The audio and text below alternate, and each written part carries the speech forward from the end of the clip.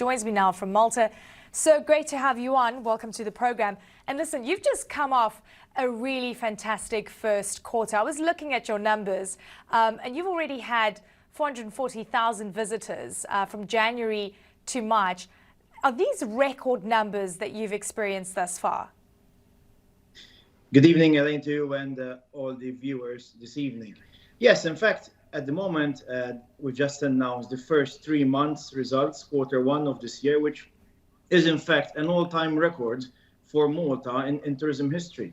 We've experienced the record in terms of the number of visitors, which, as you rightly mentioned, we have surpassed the 440,000 number of visitors.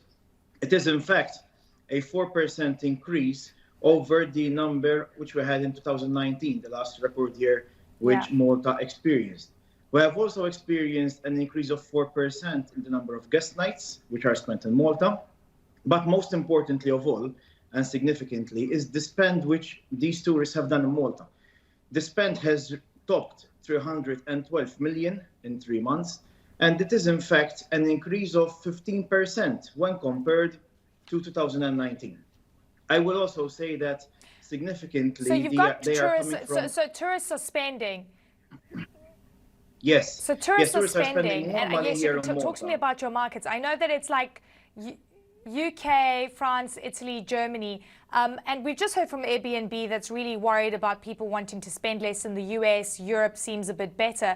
But what is your experience in terms of the ability of consumers to have the discretionary spend to travel and also spend while they're on holiday?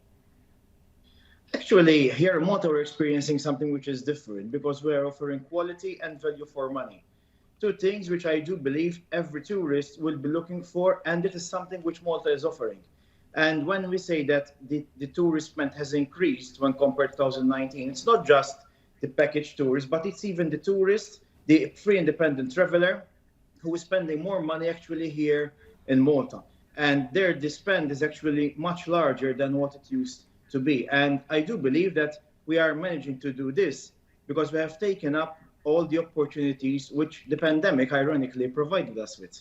And now we have introduced new niches such as sports tourism, which only in the first 3 months of this year, it provided us over 16,700 bed nights.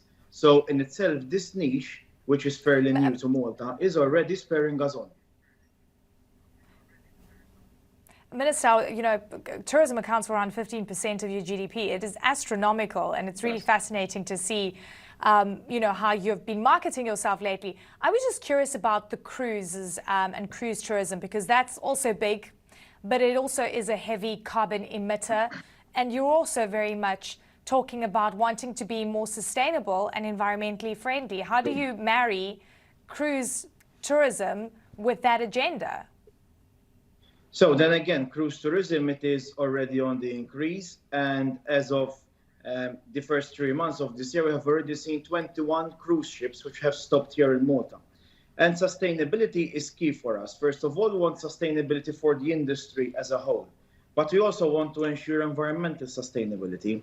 And with regards to the cruise liners, we are working on a new project, which is the shore-to-ship project, whereby ships which come and dock in the Grand Harbour here in Malta, when this project is ready, they will be able to switch off their engines and start taking electricity from the grid, meaning that there will be lower emissions in the Grand Harbour area, and at the same time, the ships, they can continue coming here for the passengers to continue enjoying our beautiful island. It is something which we are also replicating all over the island. We do believe that sustainability is key, and we will be working to ensure that sustainability and tourism are not competitors, but they are sustainable partners which go hand in hand together. Minister, great to have you on. I have to confess, I have not been to Malta. It is now officially on my list. Great to have you on the show. You have to visit. Thank you. Thank you.